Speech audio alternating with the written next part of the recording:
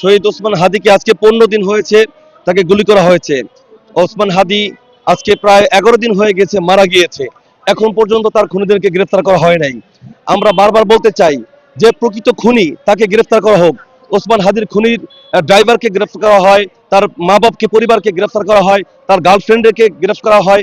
আমরা এই সমস্ত উল্টাপাল্টা গ্রেফতার চাই না। আমরা চাই প্রকৃতপক্ষে যিনি খুন করেছেন তাকে গ্রেফতার করা হোক।